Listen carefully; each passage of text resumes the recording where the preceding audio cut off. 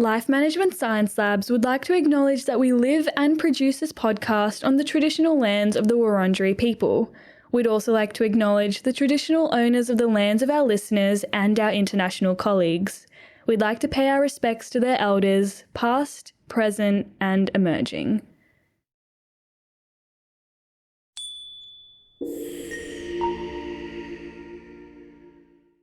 Hello everyone, and welcome to Work in Progress, the Personal Productivity Science Insights podcast produced by LMSL, the Life Management Science Labs. We are champions of life management science, providing structured insights informed by science and inspired by practice on key aspects of conscious living. Each week, we bring you scientific and practical insights on each element with the expert knowledge of professionals in the field. I am your host, Joanna. Let's get started. Hi guys, and welcome back to Work in Progress. I am your host, Joanna, and today I will be joined by Stuart Sidle from New York to talk about stress management and how we can better manage change during difficult times. Stuart is an industrial organizational psychologist and is the Dean of Social and Behavioral Sciences at Mercy College. And he's also a consultant that's helped organizational leaders foster an environment that's less stressful and more productive. Hi, Stuart. How are you today? Hello there. Hi, Joanna. I'm doing great. Good to see you. Good to have you here with us. Would you like to introduce yourself with a bit more about who you are and what it is you do? Yeah, well, right now, I'm a dean at Mercy College of the School of Social and Behavioral Sciences. That includes psychology, sociology, international relations. We're the largest private minority-serving institution in New York, which is wonderful. Soon will be Mercy University. But as an industrial psychologist, I've worked with many organizational leaders to help them grow and develop and manage their own stress, in addition to reducing the stresses of others. But sometimes by managing their own stress, they end up creating a less stressful environment, because many times when people are stressed, their dark side personality traits come out. And oftentimes I help them gain awareness of those traits. So as a result, they have less stressful environments. So that's a little bit about me. And I was born in Baltimore, but Beautiful. Now work in the New York area. Yeah. How'd you find yourself in New York? Well, I was working in Chicago for many years. And then I came to a different university, from Chicago, to lead their industrial organizational psychology program. And also most of my family lives on the East Coast of the United States. So it was a convenient choice. Yeah, amazing. And I know you've got a particular interest in stress management in the context of like the workplace. Can you tell me like how you got into this field? Like what made you interested in it? That's a good point. Well, good question. I was interested in psychology and journalism, and like a lot of psychology majors, I assumed I'd be counseling people who were depressed or suffering with anxiety. But I discovered later on my interest in industrial psychology. And as I started to get older, it seemed like everybody I knew had stress about their jobs or worry about your jobs, or the institutions that stress amount they had to deal with, whether it's your schools or other organizations like the government. So being able to make a contribution to make those places less stressful, more effective, seemed like meaningful work to me.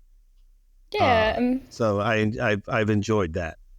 That sounds really good. And I feel like knowing that you wanted to go into that more specific part of the field is really great. Yeah, well, thank you. Yeah. And then also, I like the balance of consulting with organizations and being an academic, because I also, love education as a tool to help people get into the careers of their dreams and to have social mobility and have a better life as a result of education. Yeah, awesome. Well, I think we're in really great hands today. So before we get started, I'll introduce you in a little section we like to call Have You Met Stuart? So our first question for you is, do you have a favorite book or anything you're reading at the moment? Yes. Well, actually, I just started rereading a book that I read in high school, which is Viktor Frankl's Man's Search for Meaning.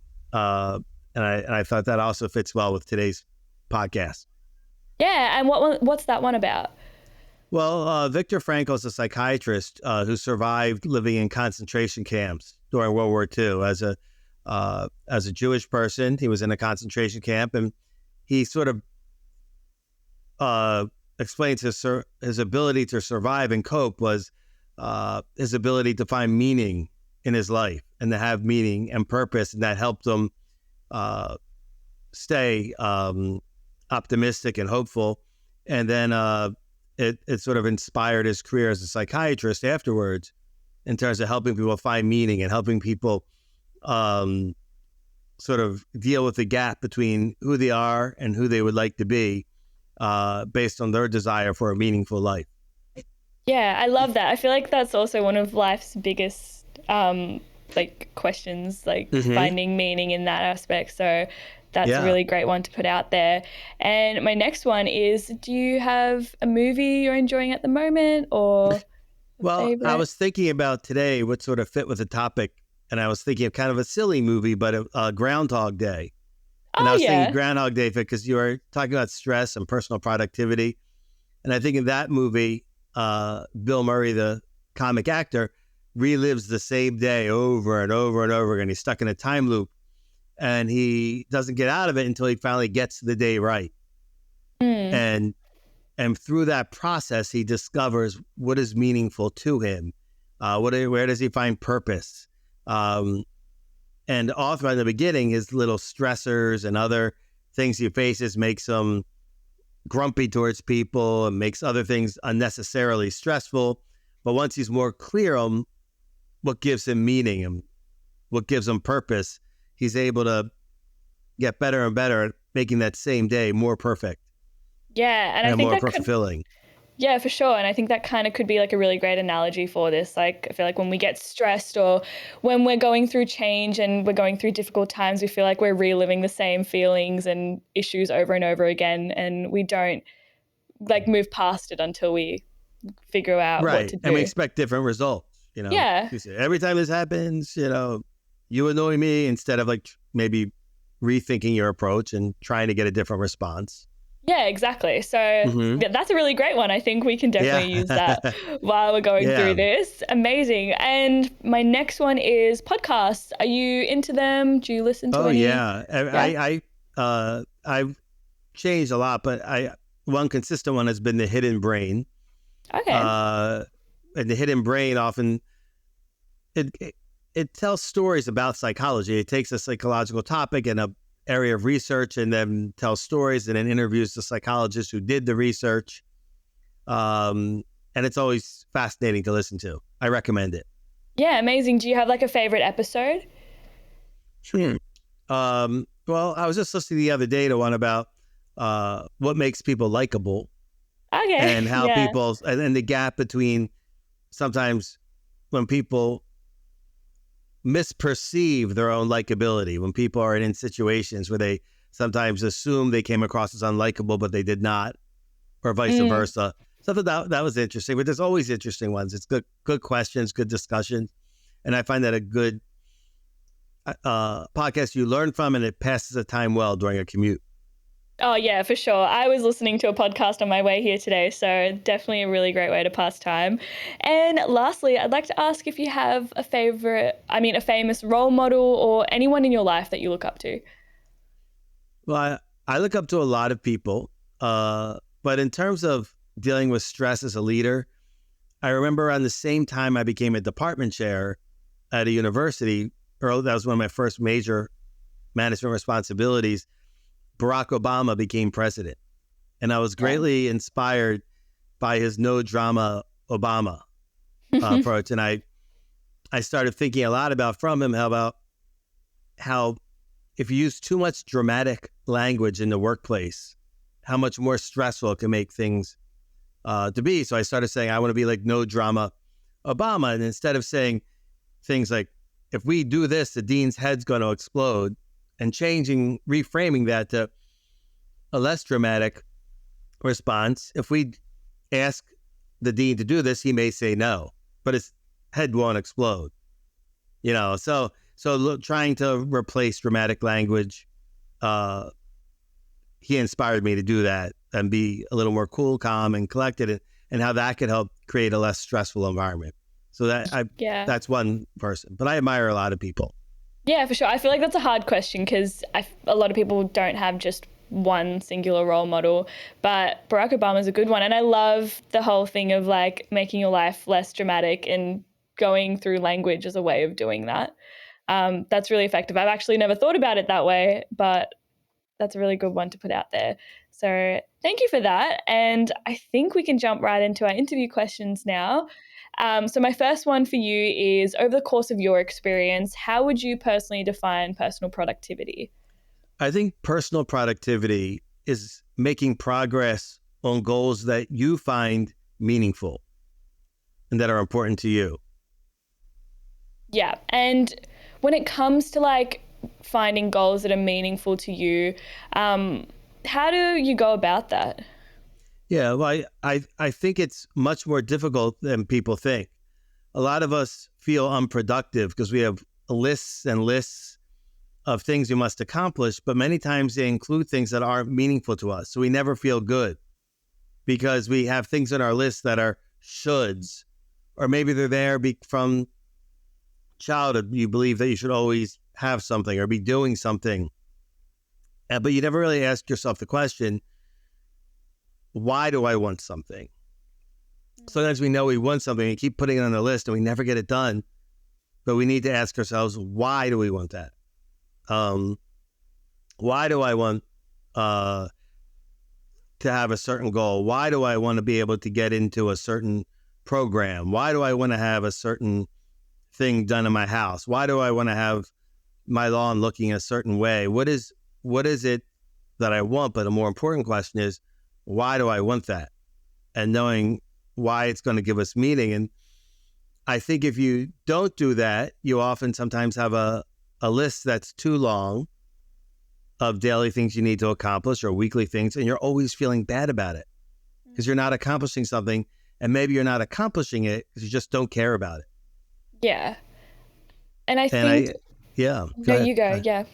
Yeah, I was going to say, a lot of times people they think personal productivity is just efficiency and doing things quickly. But if you could do a lot of things that aren't meaningful to you, and it's not going to get you closer to what you want and the type of life you want to live. Yeah, for sure. And I feel like you brought up a really great point of asking yourself why you want to do that. Because I'm sure a lot of people can relate to having a list of all these little things that they want to accomplish, and then they accomplish them, but they're left still feeling like unsatisfied because they're not actually the goals that are meaningful to them. And I feel like it's so hard to sit with yourself and actually ask yourself why you want to accomplish something. Yeah. Like even if you say, I want to make more money. Why? Yeah. What do you want? I want a promotion. Why do you want that promotion? What do you want from it?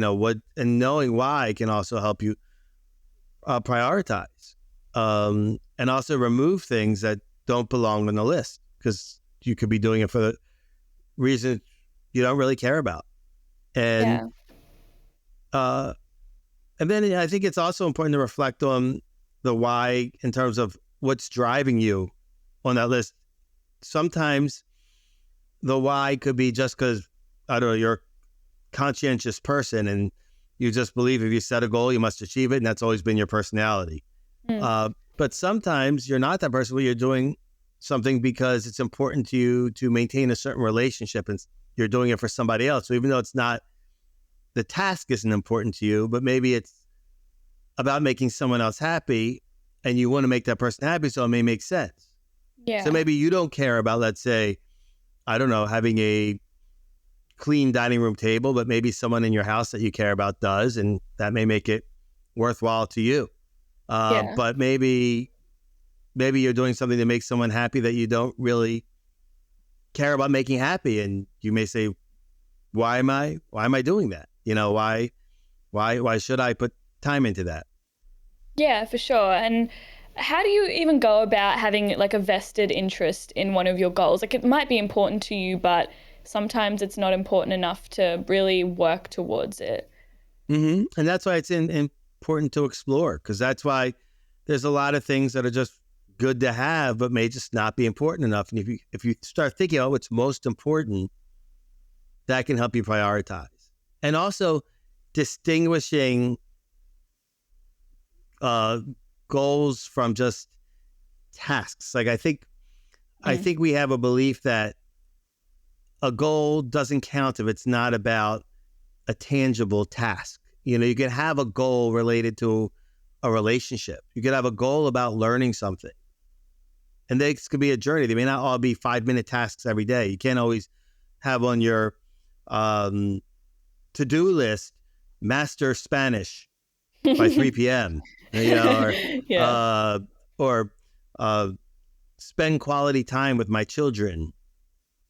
I mean, those can be on the list, but usually people, you know, you're not going to cross it off necessarily a complete mission accomplished, but you can make progress towards it or break it down to a smaller goal. But many times we think of those things as that's being unproductive, you know, or, you know, at work, the way a lot of people do meetings, they think that a good meeting is if you get it done really quickly, you have a bunch of agenda items and everyone gets 5 minutes to speak. And if you get through the agenda on time, that was a good, efficient meeting.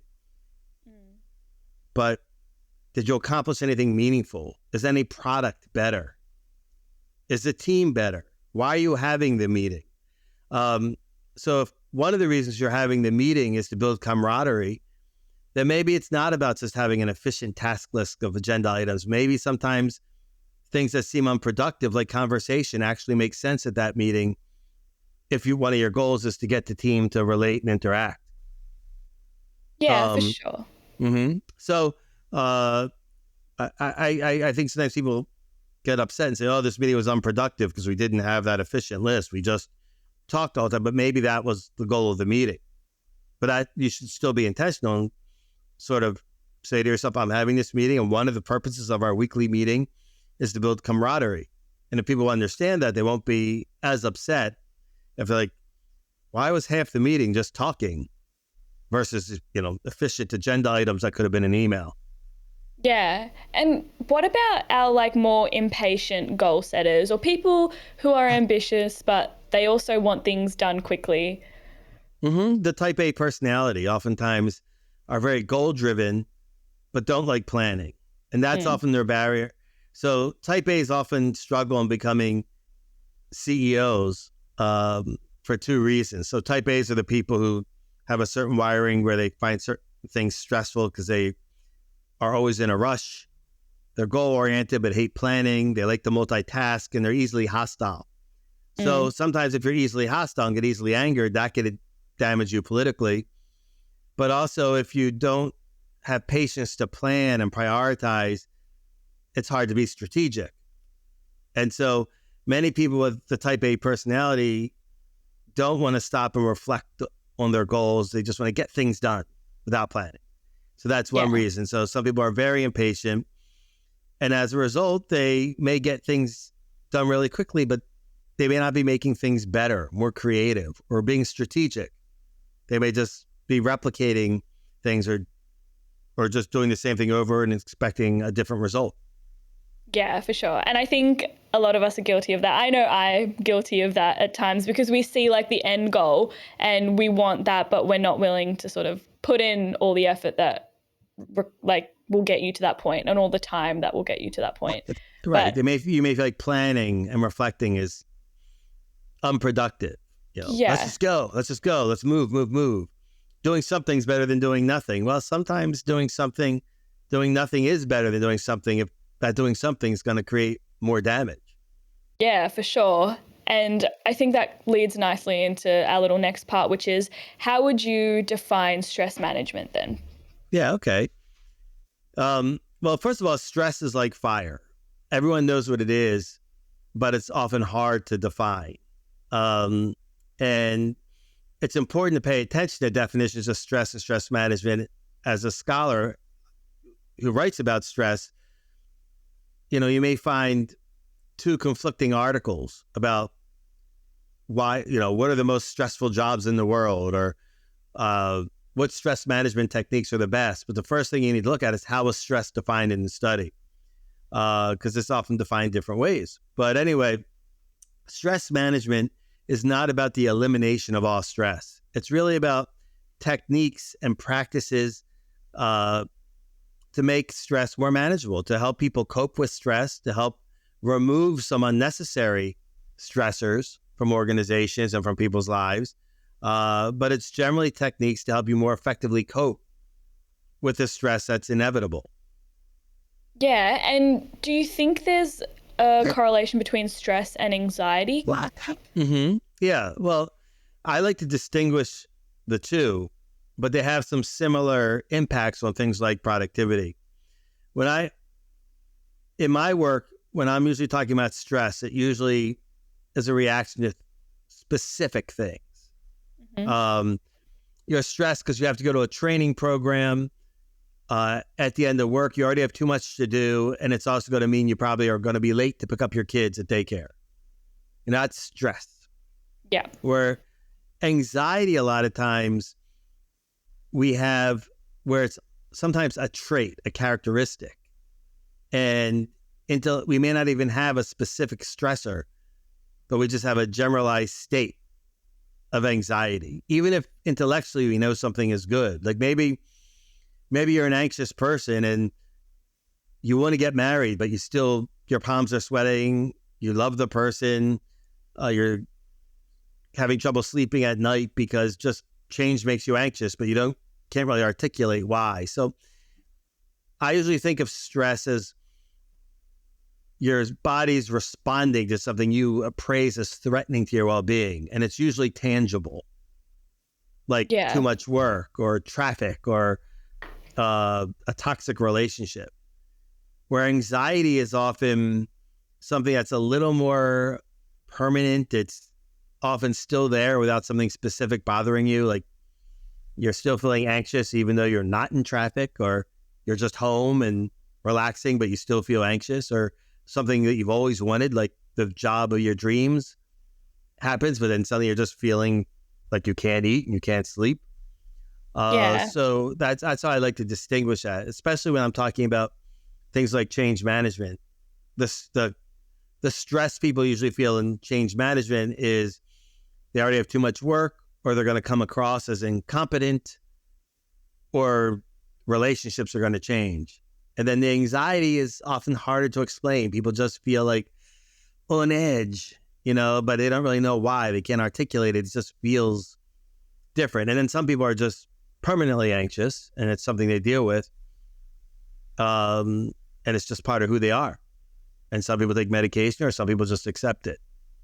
Yeah. And do you think that anxiety can reshape how people deal with stress? Like naturally anxious people will be more stressed in difficult circumstances? I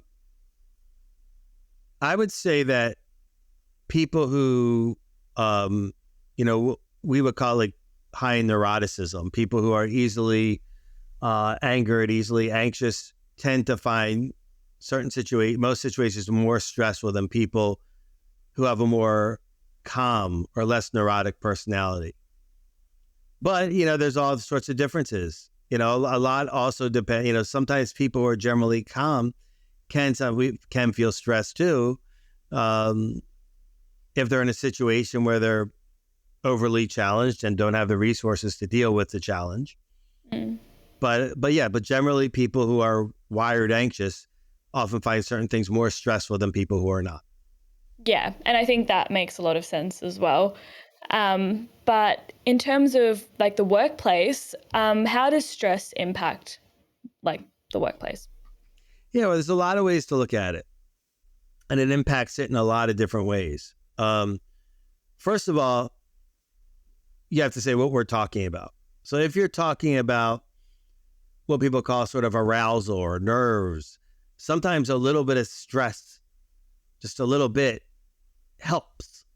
In other words, we talk about the Yerkes-Dodson curve, or some other principles where if people find their work too easy and not challenging, and there's no really tight deadlines, they get so bored that they don't do their best work. For example, you're a a theater, you're a cast of a show, and there's a certain energy that comes on opening night. But after a while, if you start doing the same show over and over again, the cast starts to seem dead and it gets more boring. So maybe the casting directors want to recast it so that they get that energy, that spark again. Or a football team that's only playing teams that are much worse than them may not feel energized to try their best. But when they have a rival that maybe threatens them a little bit, then they'll play their best. Yeah. However, in both situations, if it's more than a little stress, it will harm performance. So in other words, if you're a performer and you're so stressed that you can't be present to the moment and you feel like you're going to pass out and you are completely lost in the stress and you're feeling like you're going to throw up, that will hurt performance, of course. Yeah. So someone I was coaching the other day was talking to me. He gets Zoom anxiety. He calls it Zoomiety. He was calling it.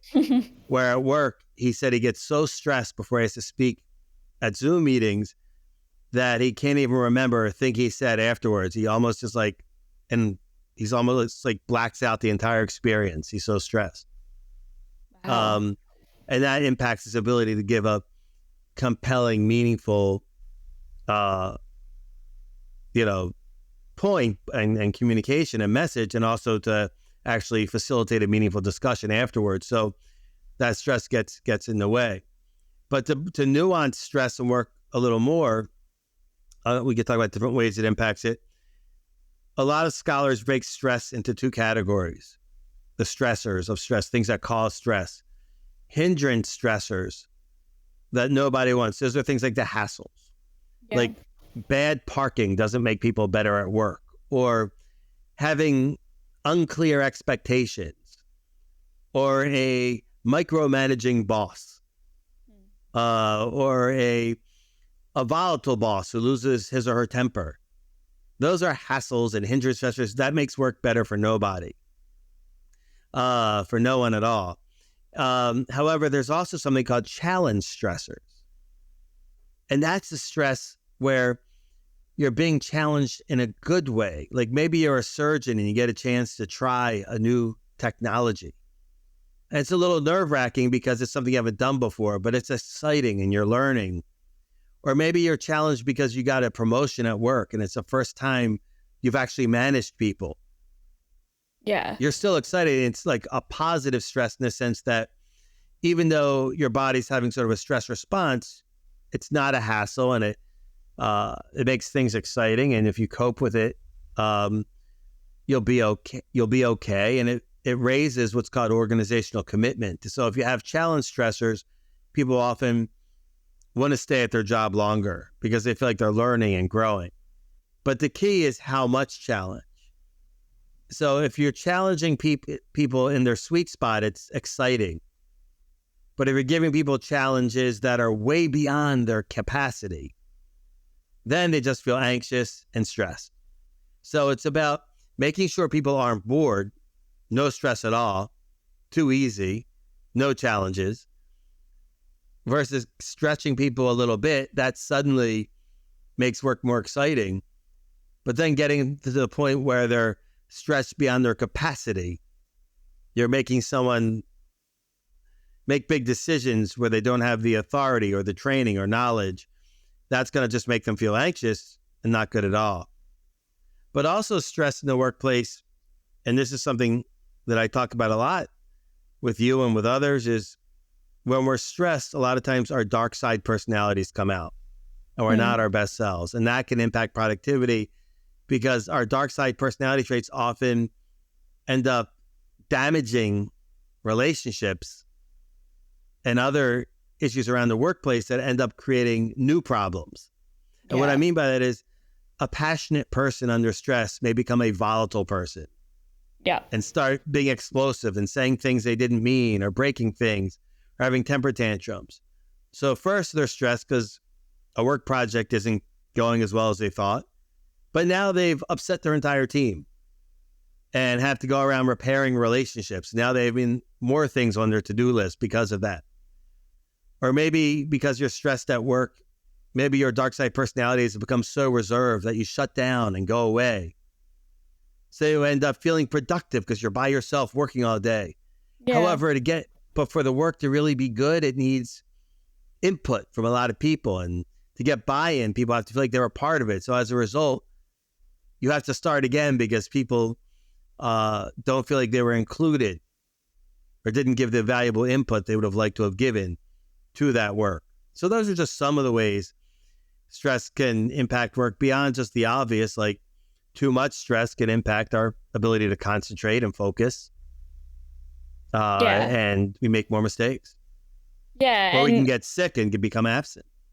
Yeah, for sure. And I think I'm noticing, as you've been talking, that there are layers to stress and there are different types of stress than just good and bad stress. But would you also say, based on what you've been talking about, that there is a healthy amount of stress that propels good work? Yeah, depending on your definition. But yes, it's a healthy amount of challenge and challenge stressors that people feel like, okay, this is a little bit stressful. And if I get it wrong, there could be negative outcomes. But I also have some ability to cope with it. So in other words, your first time management people will be more stressful than not managing people. However, but if you feel like you have a good mentor and somebody you go to if you struggle, then you're good. Then it's going to be maybe a positive stressful experience because you're going to maybe feel stressed, but there's someone you could talk to that'll help you cope with it. Yeah. However, if you're thrown in that situation and you feel like no one's going to help you, and if you fail, you're going to get fired and humiliated, that's a different experience. Yeah. And I think you bringing up a mentor is a really great one, because my next question for you is, how might managers help employees cope with stress? Mm-hmm. Yeah. So there's a lot of different ways, but the first step is to sort of diagnose or understand why a lot of employees are stressed. And to understand why, because there's not a one size fits all. And not to assume that just because you don't find something stressful, other people don't. You may have found something easy. You may have a talent for something. You may have more resources in your life. Or sometimes you may get more control or more support at the workplace because of your status. Maybe people respond to you differently, so your work is less stressful. But as a manager, helping people cope with the inevitable things that come with the job. But first usually is diagnosis. So for example, maybe you find out people are stressed because they don't know how they're going to be evaluated by you as a manager. So helping people have clear expectations, showing people how the evaluation system works before the performance appraisal is done. Helping people prioritize based on clear values can be an easy thing to do. So a lot of stress comes from what we call role ambiguity in the workplace. And that's where people don't know what's expected of their role. Yeah. So the more you can make people understand which values to prioritize, then they don't need a rule for everything. So you start, maybe in your organization, there isn't a rule for everything, but maybe the number one thing is customer service. So if you tell people if they're overwhelmed, but the number one thing is positive customer service, that can help. Or maybe, I've done a lot of work with nuclear power companies. The number one thing is safety. So if you're stressed because you have budget issues and operational issues, but there's a safety issue, well, safety issues come first. Yeah. And that can help you prioritize. So knowing how to prioritize, knowing what's expected, what's most important. Role modeling how to handle stress. So if you're a leader or a manager and people are seeing you show your ugly side the minute you're stressed and not dealing with it effectively, that's not helpful. But it's okay to admit you get stressed as a manager, but show people how you're effectively going to cope with it and not just be a pessimist, but try to solve the problem.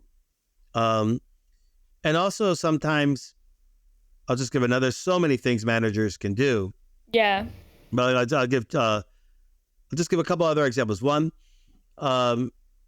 understand when you throw a big change at people, they're going to want to grieve. Their first reaction is to think about what they're losing.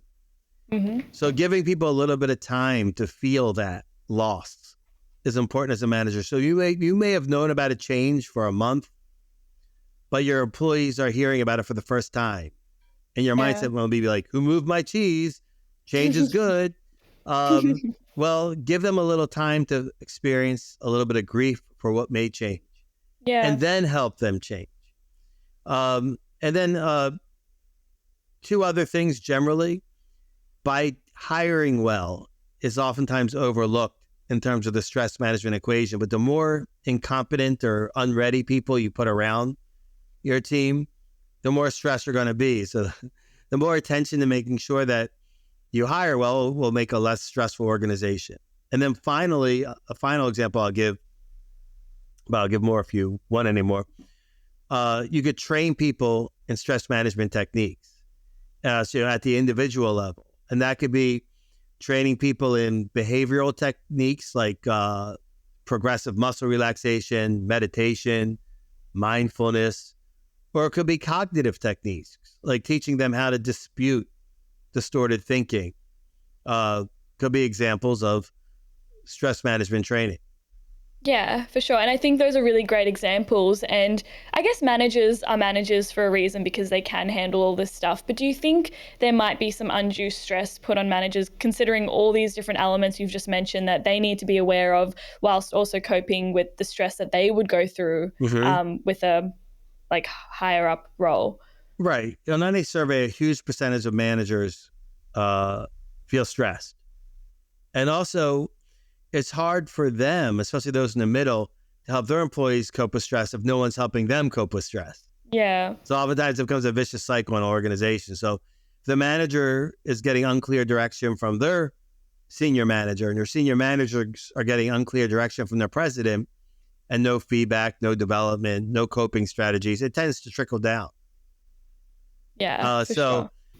So it is a stressful role. But I find with managers, one of the most important things to do is to help them gain awareness of their tendencies under stress and to recognize how it impacts others and why they need to be self-aware of their tendencies under stress. So if they realize that under stress, they become volatile or become overly reserved or overly attention-seeking, they can always say to yourself, okay, the reason I'm being attention-seeking during this moment is because I'm stressed and now everybody has to watch me be dramatic.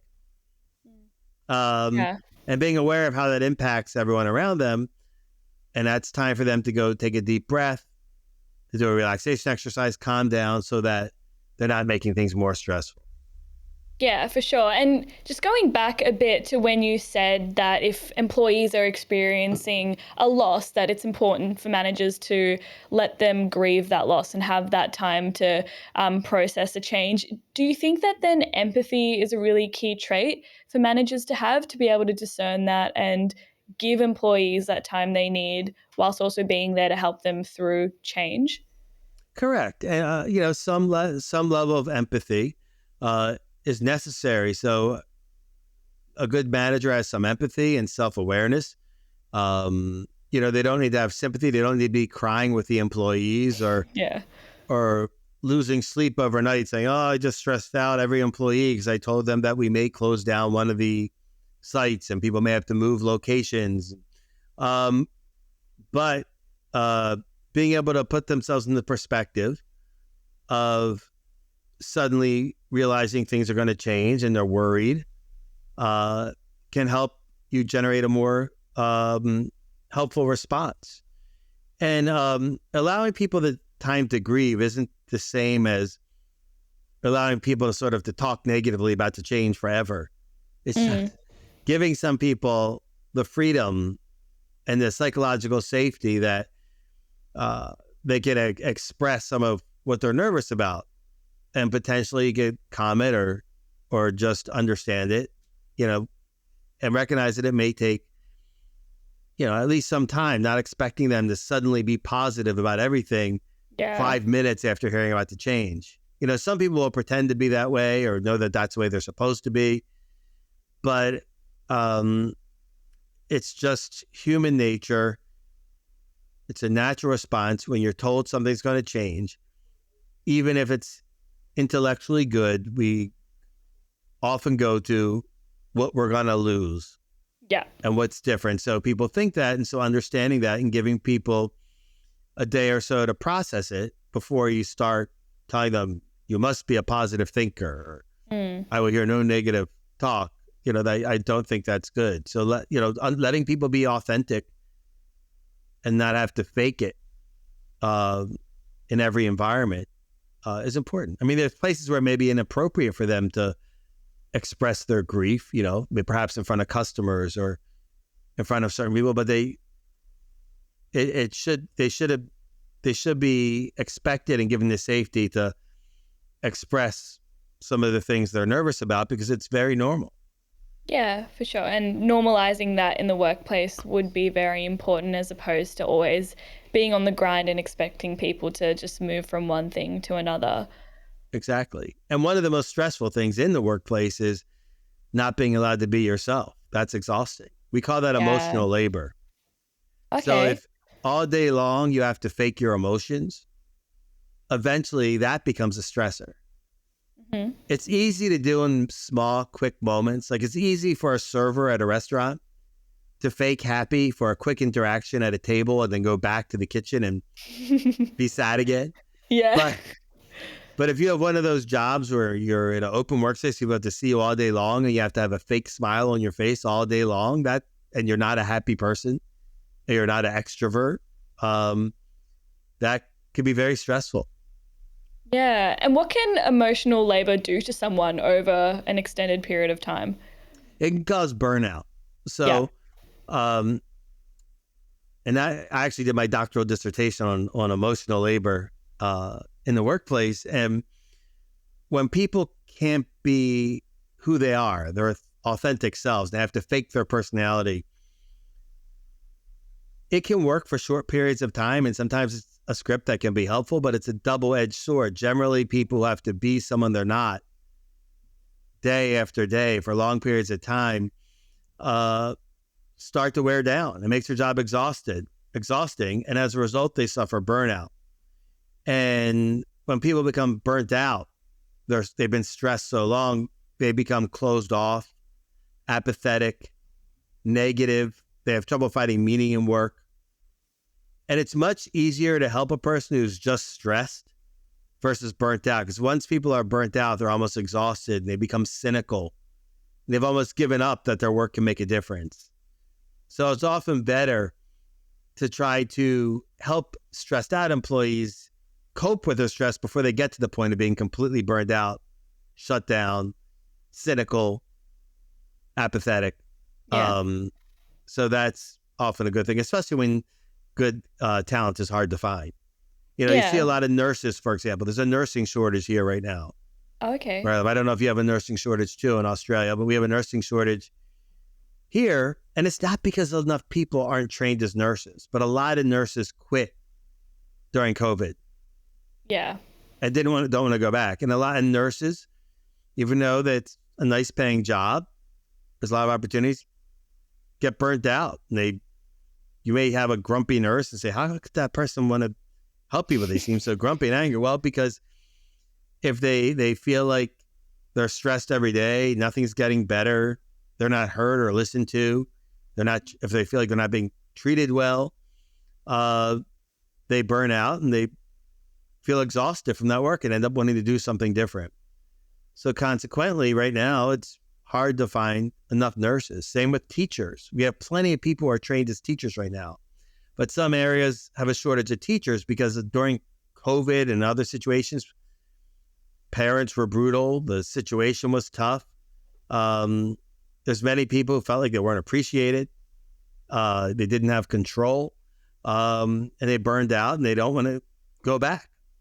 Yeah. So as a result, they're saying, how do we get more teachers now? Yeah, for sure. And back to what you said about people pretending to be someone they're not and losing that authenticity. Is it possible for them to convince themselves that they're not that person, or that they are that person, sorry? And is that why that leads to emotional labor? Yeah, well, some people are good for short periods of time. So a lot of people in the workplace are what we call learned extroverts. Yeah. You could be a writer on television who could be an extrovert for an hour when they're doing a funny interview. But then after the show, they want to go home and rest and they feel exhausted. I work with some presidents and CEOs who are introverts, but they can pretend to be an extrovert 5 or 6 hours a day when they're interacting with employees and trying to boost morale. They can pretend to be social. But then when they go home, they tell me their spouses say, what did you run out of words or you don't want to talk anymore? Because being an extrovert for several hours when they're really an introvert is exhausting. Yeah. When introverts go to big parties, they often need a break. When extroverts go to parties or run into friends, they often feel energized and get a second wind. But so being an extrovert, if you're an introvert and you've learned how to do it for a few hours and it helps things, it's probably fine. But if you have to do it too long and then you go home and you still have to do it, that can be very exhausting. Yeah. Playing a part.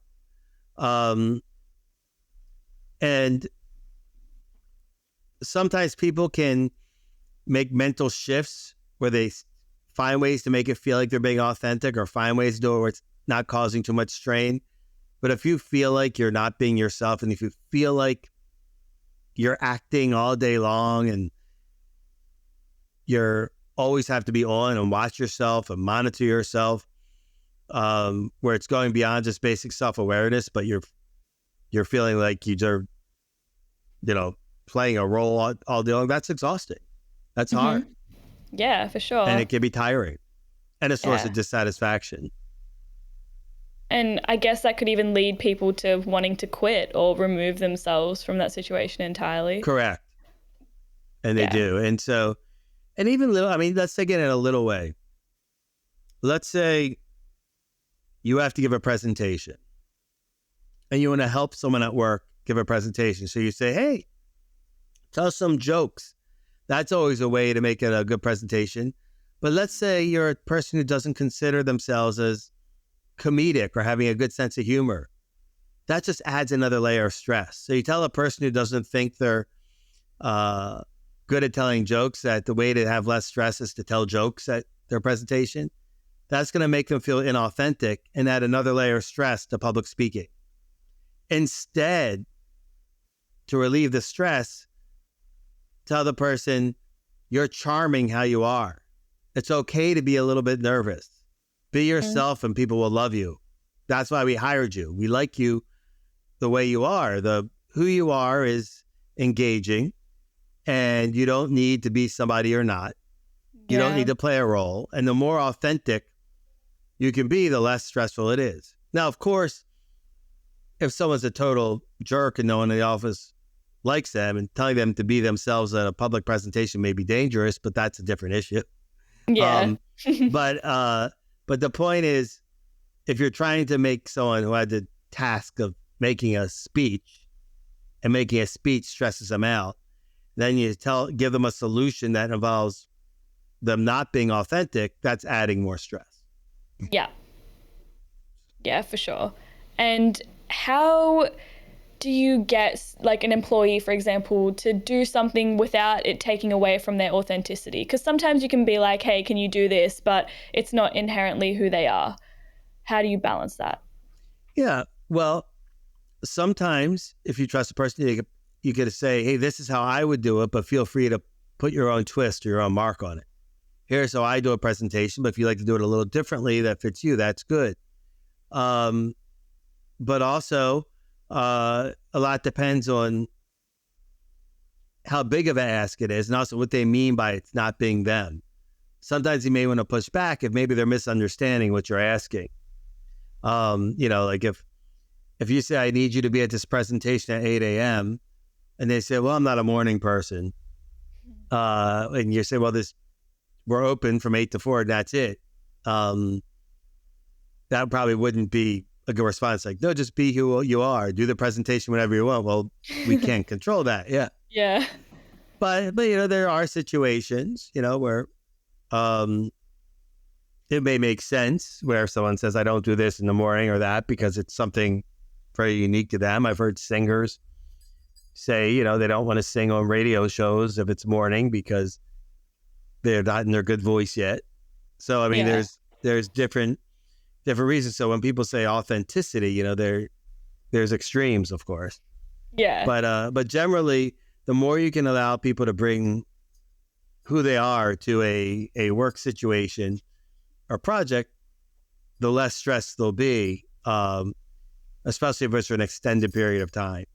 If it's Yeah. a very short interaction, sometimes following a script and acting helps. If you're talking about, let's say, customer service calls or something like that, and or quick service at a restaurant, sometimes following a script but giving people a little freedom can be enough. Yeah. Like, in other words, you don't want to tell a wait person or a server at a restaurant, if you're in a grumpy mood, just be grumpy. But they don't have to be completely fake, because if someone seems like they're just really angry and have a fake smile, that may be an awkward interaction. Yeah. But if you want them to sort of be empathic and show certain things, there could be a middle ground between how they're feeling and how they treat the customer. Yeah, for sure. So there are limitations to it, but it's also about recognizing your boundaries when it comes to that. And recognizing, that it's stressful to have to be somebody you're not. Yeah, for sure. And I'd love to leave people with some ways or like coping mechanisms for dealing with stress during times of change or difficulty. Yeah. Well, I think during times of difficulty and stress, like I said, giving yourself some self-compassion, that during times of change, it's okay to feel a little bit of grief. You're not a bad person if you are feeling some sad things about a change, even if it's good. Yeah. So expect that some stress around change is normal, and normalizing it as a first step, and not forcing yourself to have to be in denial about it. Yep. And also to make sure that how you're coping with it is a healthy choice. Sometimes there's a change that you can't control and you just have to wait. Sometimes the best coping is to ignore it, or you distract yourself from it. A change like, we'll announce on, it's Friday and we're going to announce some changes on Monday that are big, and maybe you're worried about that, but there's nothing you can Google or search that's going to get you the answer. So maybe the way to deal with stress is getting a massage or seeing a movie or distracting yourself and not thinking about it. However, if the stress is something you can do something about and work on, I think some things I like to do are, if it's a huge change that requires a lot of learning, shrinking the change and breaking things down into small parts. And working on and not being so overwhelmed. But also I like using cognitive techniques where you think about your thinking and saying, am I being overly pessimistic, and challenge that and get yourself to sort of think, can you be more optimistic? And even if it's a bad outcome, is it a chance to learn and grow? So starting to shift your thinking and challenge your beliefs that are leading to stress. Like automatically thinking you're doomed if the changes weren't going to be negative, and trying to replace those thoughts with more productive or realistic thoughts, or even as opportunities. And then behavioral methods, I think if you're having trouble sleeping because of the stress, things that work for me are things like progressive muscle relaxation, where you squeeze muscles and then release and relax. So you start to get this sensation of the difference between a tense muscle and a relaxed muscle. So being aware if your muscles are tensed up. And then also being aware of behaviors that actually make you feel worse. Sometimes mindlessly during stress, we may go for quick pleasure, such as bad nutrition, and eating lots of junk food, or drinking too much, and then feeling even worse. So practicing self-care can make you more resilient during stress, and making sure that you're taking care of yourself as much as you can. And that's sometimes easier said than done. It's not always fair to tell people, oh, practice self-care. And I mentioned Viktor Frankl at the beginning. You don't say to someone living in a concentration camp or a refugee camp or anything, like, if you get 8 hours of sleep and eat organic food, maybe you'll have less stress. But generally, by making choices, taking care of ourselves, so as if things do go south or get worse, you're more resilient to cope with it, instead of making sort of high risk choices that could make the situation worse. Yeah, for sure. And I love how you brought in self-care, because I feel like it's really important. And sometimes it can be a bit overrated, because something might happen to you and someone's like, make sure you take care of yourself. And it's sometimes hard to figure out what that actually means. But then you can go through like a process of trial and error, I guess, to figure out what healthy habits are and which ones don't really serve you the best. For example, like indulging in unhealthy food or drinking too much, like those types of habits. Yeah, and those are the negative ones, or even the positive ones. Sometimes telling people to engage in self-care when they're stressed can sometimes even be a little insensitive, because sometimes stress, when it rains, it pours. Yeah. You may have had situations where, maybe there's a death in the family far away. You have to fly, then the flight gets canceled, and you're stuck at the airport and you can't get a good night's sleep. And the food choices at the airport are all bad. And maybe you also have a cold, and you have an hourly job. And as you're traveling, you're also thinking, you don't have enough money now to pay the rent. So, I mean, sometimes you're not in a situation where you can have ideal self-care. But in the ideal world, Yeah. the more you can get enough sleep, eat nutritious food, exercise properly, you're generally more resilient against the curveballs and the stress that's thrown your way. Yeah, for sure. And it's so circumstantial, right? Mm-hmm. Yeah. Exactly. It's definitely circumstantial. Yeah. Because sometimes your stress is caused not by bad things happening around you. Many times we have stress because we're avoiding behaviors. Mm-hmm. So if your stress is because you've put off an important conversation with somebody, if your stress is because you haven't finished your master's thesis, saying, I'm going to have more me time and practice self-care, and you may get more stress because what you're doing is putting off what you need to do. Yeah. So if you have to tell someone something important, and you're going to say, okay, I'm going to get a massage now and go, get some fresh squeezed juice, and then take a jog, and then another day passes, you don't have the conversation. That's not helpful. So sometimes the best solution to stress is just doing the behavior that's missing. And so It's not about self-care. It's not about behavioral techniques. It's not about cognitive techniques. It's about addressing what you're avoiding and the fear of what you're avoiding, and to deal with it. And then that's the best way to deal with the stress. Yeah, for sure. So you're right. So it's circumstantial indeed. Yeah. And as we've talked about this, I've just realized how much navigating is required around this topic. And like, you really have to learn more about yourself and how you deal with things and how other people can help you. And there's so many variables. So that in itself can cause you stress, I guess. Mm-hmm. Yeah. Exactly.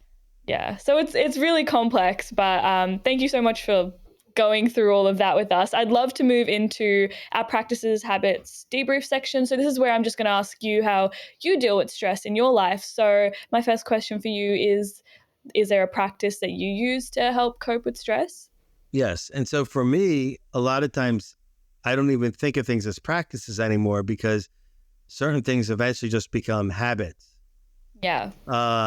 And that's just what I do. So, maybe I'm about to have a stressful meeting, and so I'm coaching myself in my head to calm down and to dispute irrational thoughts and to get rid of unrealistic thinking or doomsday scenarios, and replace them with more optimistic or positive scenarios when I don't know.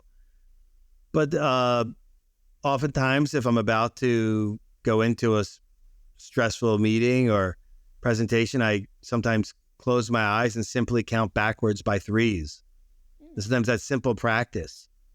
And it's more difficult than you think to count backwards by threes. Yeah, I remember you mentioned it before and I was trying to do it. Yeah. Yeah. It's all right, but it also especially if you have a little bit of attention deficit disorder or you're a little bit distractible, sometimes slowing down your breathing, closing your eyes, counting backwards by 3 before you have the difficult phone call or meeting or Zoom call is a simple way sometimes to snap back into things. And also, many times it can be stressful for me if I have a task that's just way overwhelming, so a giant task. So sometimes just by what I mentioned before, shrinking the change, shrinking the task. So instead of saying, I'm going to clean out my entire office right now, saying for the next 5 minutes, I'm going to clean my desk. Yeah. As perfect as I can. Yeah. And then that thrill of like, wow, the desk looks great. That may motivate me to do another 5 minutes of something else. But that can help. That kind of thinking sometimes makes certain things less stressful if you give yourself these baby steps. You're sort of thinking globally, but acting locally. And in other words, you're thinking big, having the perfect uncluttered office, but saying, I'm going to feel good if I accomplish in these 5 minutes a clean desk. Yeah. Yeah, for sure. So those things. So those are some things I do, but also being aware of the importance of nurturing relationships. And one thing I recognize in myself, sometimes I feel really productive if I sat at my desk all day and did 100 things and got a bunch of emails done. But that's when I often realize I'm doing poorly, because as a manager, as a leader, I need to be connecting with people, growing with people. And then when stress comes as a result, you have a network of people who want to help you. Yeah. Versus doing everything by yourself. So for me, reflecting on certain things. So for Marshall Goldsmith, he talks about asking himself questions at the end of the day. And I think asking yourself, am I cultivating my networks? Did I connect with enough people? Did I get enough people recognition today? And those practices can sort of help reflect in a day, give a structured way to reflect on your day and think about things that maybe are making your life more stressful and less productive. Yeah. Can be helpful as well. And so for me, the things I've been doing and coaching people, and I've been doing so long, I don't even think of them as practices, because they're often just what I do is just, if I'm about to go into a stressful Zoom call, I find myself closing my eyes, counting backwards. As I'm walking to an important meeting, I start, as stressful scenarios or doomsday scenarios pop into my head, I start counseling myself just like I was be coaching somebody, and say, well, what's the worst thing that can happen? And, yeah, are you sort of negative fortune telling or reading people's minds or assuming the worst? And if the worst does happen, what are the implications? And sort of challenging that and sort of getting yourself to a more positive mindset. Yeah. And do you find that there are any challenges to these habits that you've got?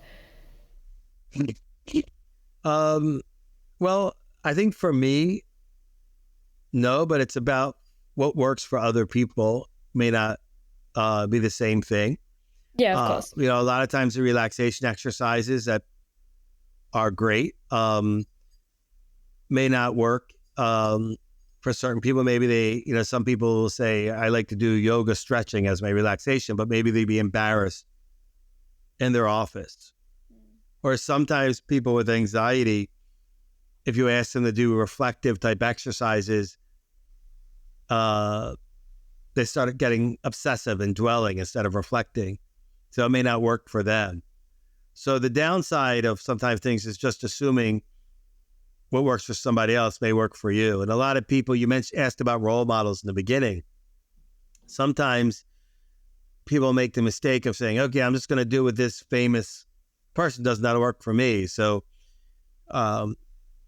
Steve Jobs always had just 3 things for lunch, or always wore the same shirt, or, a podcaster that I like, he'll say he gets up at 4 a.m. every day, and that works for him. But if you can't go to bed till 1 a.m, that may not be a good idea. So sometimes you have to think about what works for you, and once again, what gives you meaning, and what's practical and doesn't cause other problems. For me, it's also very important to exercise as a major stress relief, but also Yeah. some people are in a situation where it's harder for them to exercise. There may be something else going on, so that may not work for Yeah. them. Yeah, and I think it's important to find what works for you. Like, even though you're giving us these tips, like what works for you might not work for me or other people listening. So it's about finding what does help. Exactly. Yeah. Yeah, amazing. And I would love to jump into some questions from the audience that I think would kind of expand upon what we've been talking about. So, my first one is, how can I create a healthy work-life balance while navigating challenges in my personal and professional life? Yeah. So once again, when it comes to work-life balance, a lot of people want to tell you what that means or what Yeah. is good and what is bad. And what is a good work-life balance? The first step to ask is, what's important to you? What do you care about? So it's striking the right balance for what you need at the time. And so thinking about that is very, very important. And then also with balance, people often talk about the stress of role conflict, where if you feel like you're doing well in one role, it's hurting another. That's often the downside of juggling many things. That if I want to focus more on my work, then I'm not focusing enough on some other relationship or raising a child or your pet or something like that. But also the upside is when you have complexity in your life like that. Sometimes if one thing's going bad, you have something else to turn to. So like if all you're doing is one thing, and you don't have an issue with work-life balance, and if that one thing is going bad, then you're probably going to get even more stressed because that's the only thing you have. So then I was thinking about the benefit of having things to juggle. But I'd say the first thing to think about before you start looking for the solution to work-life balance is first defining what is meaningful to you, what type of life do you want to have, what do you want and why do you want it? And then starting to eliminate things that don't relate to the life you want to have and giving more time to what you care about. So so that's often an important way to have balance. And then also sometimes finding ways to bring things together or having focus time on each. There's different solutions depending on what the relationship challenge is and what the work challenge is. But I'd say the first step is at least finding out why you want something. And that will help you make some of the choices you need to make. Yeah. And I love how we've gone kind of full circle back to that question of why you want something. I feel like it's so important to figure that out, no matter if it's something to do with your personal life or your professional life. Like, knowing why you want something can always help you navigate balance, I guess. Yes. Yeah, amazing. And my next question for you is, how can I avoid feeling overwhelmed by the many difficult changes occurring around me? Yes. Well, first of all, once again, accepting that it's normal to feel some grief and upset by things that are changing and things that may be different, but and also allowing yourself some time to go on a journey to explore, and then eventually taking the responsibility to making some change. But things can be overwhelming, so breaking things down in terms of what can you do now that can help move you towards the life that you want versus saying I need to fix everything all at once. Yeah. And then also listening to your thinking and looking to see if you're, a lot of times when we're overwhelmed, it's sometimes very real. Sometimes it's, you could list the things that are going on in your life and people go, wow, how can any human being deal with all that? But many times we convince ourselves we're even more overwhelmed than we are. There's many days where I say, oh my God, I have so many things to get done. I'll never get it done in one day. Then by 2:00, I got everything done. Yeah. Sometimes we can negative fortune teller, convince ourselves that something's much more challenging than it is. So sometimes it's important to say, hey, am I negative fortune telling? Am I making things more catastrophic? Am I being over dramatic? Taking a deep breath, relaxing, getting things done, not multitasking too much on high attention tasks where you do everything poorly and then it just you have to redo it again. But also sometimes multitasking when it's a lot of low attention tasks, like boiling an egg and listening to a webinar at the same time isn't so hard. Yeah. But texting and trying to listen to somebody at the same time is difficult. Mm-hmm. So, so those are things. But many times when we're overwhelmed, we're thinking about trying to solve everything all at once and not sort of breaking things down into smaller, more manageable habits and steps. And anything great that you've ever done is a result of continuing good habits and practices, not because of just one quick action. So if you get started taking, baby steps and small positive habits towards something you care about, that helps. And the other thing of being overwhelmed, that comes back to what I was saying at the beginning. Many times we're overwhelmed because we have things on our list we just don't care about, but we feel like we should do. Mm-hmm. So how many things are you putting on your list? Are you overwhelming yourself because no one's making you, but you just decided that you have to do this thing.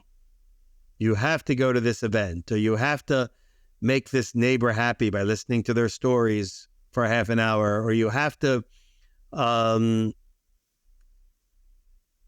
stay late at work for something that no one's asking you to stay late for, but you just decided that you had to. Maybe you are told that, but sometimes we put things on ourselves. Sometimes we're overwhelmed because we take on other people's tasks instead of having a difficult conversation. So many managers are overwhelmed because they're doing the work, someone else's work. I've worked with so many managers that have too much to do. And part of the reason is because instead of having a difficult conversation with an employee, a direct report, they're doing the work of that direct report. Yeah. And that makes sense. And then they're going to be overwhelmed. Yeah. And I guess it kind of comes back around to authenticity as well, like doing what's meaningful to you and what's true to you, as opposed to just doing it because you feel like you have to be doing it. Exactly. Yeah. And trying to eliminate things you just don't care about and that don't make a difference in your life. Yeah. And I guess that's a hard thing in itself as well, because eliminating something that you've been used to doing for a while is a challenge in itself. Sure. Or there may be things you're not doing. And that's the worst. When you talk about being overwhelmed, is always feeling like your to-do list is incomplete because you never get to that thing you don't want to do. Yeah. Yeah. And I think all of us can relate to that. Yeah. Yeah, amazing. And I've got one last question for you, which I personally love. How can individuals proactively build emotional strength to better cope with ongoing change or stress?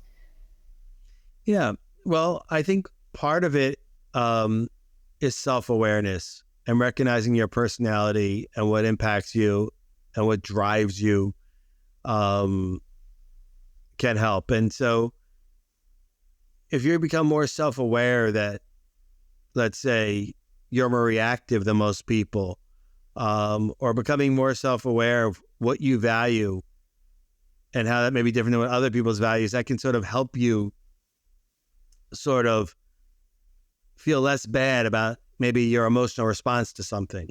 Mm-hmm.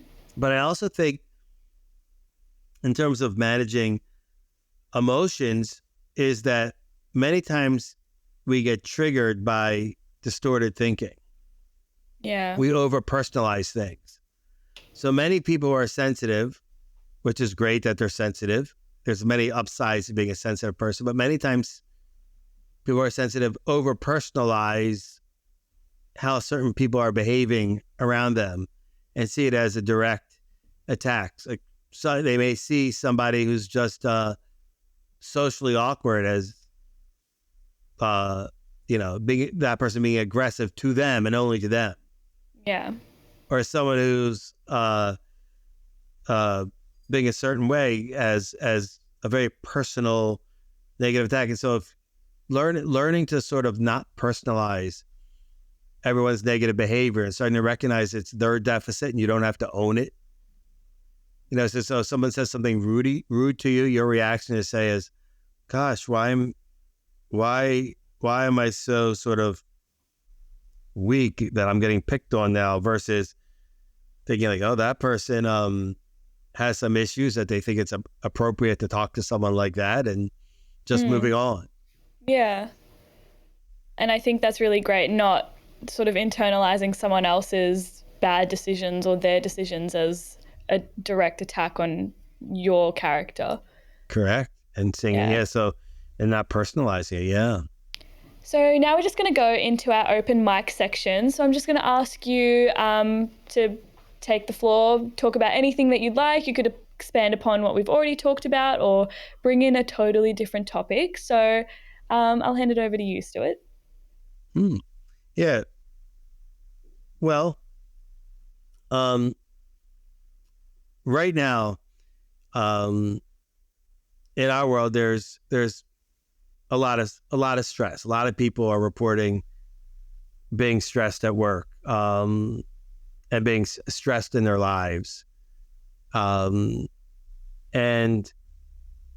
I think it's important for people to think about why and to bring back meaning. And I think one of the reasons why a lot of times people blame things like social media.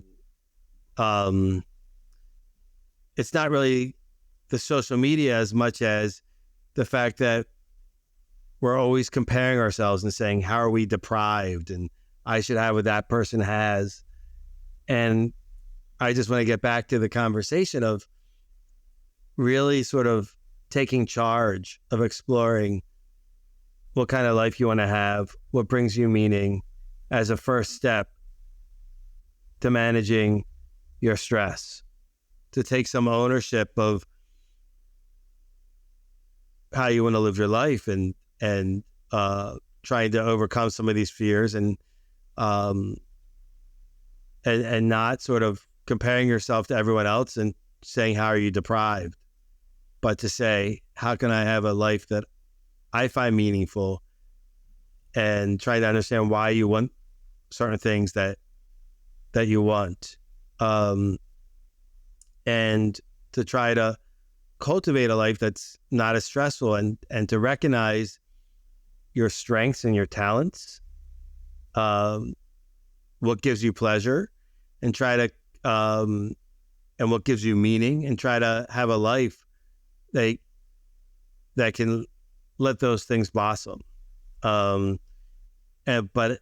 inevitably, no matter how hard you try towards life, you will be thrown stressors you didn't expect. And that's why it's good to have coping skills, such as knowing how to do progressive muscle relaxation, deep breathing, mindful meditation, and also to cultivate a support group, and also learning how to challenge your own thinking and dispute unnecessary, distorted thinking.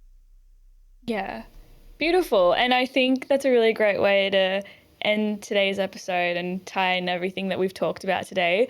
So thank you so much for joining us and sharing your insights on stress management. You've brought such a great energy to this, and I felt surprisingly calm talking about stress. So that's really great. So thank you so much for that. And I think we've left people with some great strategies and things that they can use to overcome stress and when they're going through changes in their life. So thank you again. Well, thank you, Joanna. Thank you. So for those of us who want to find out more about you, where can we go? Well, right now, probably the easiest is going on the mercy.edu website and looking me up there, or LinkedIn. It's Stuart Sidle right now. So that's best. By consulting, I generally do word of mouth. But the easiest way to find about my contact information, my teaching, and my work is on the mercy.edu website, which is for Mercy College, soon to be Mercy University. Awesome. And we also have Stuart's details in the description below if you missed that. So to everyone listening, please don't forget to like and subscribe on whatever platform you're on, and we'll see you guys next time. You have been listening to Work in Progress, the Personal Productivity Science Insights podcast produced by the Life Management Science Labs. Listen to episodes from LMSL's 10 Life Management Perspectives on Apple Podcasts, Google Podcasts, Spotify, YouTube, or other podcasting apps on your smartphone. If you enjoyed this episode, please consider rating our show, sharing it, and subscribing to our channel, as it helps other people find it and us grow to bring you more quality resources. More of our work can be found on our website pp.lmsl.net, where you can join our movement. I'm Joanna. Thanks for tuning in.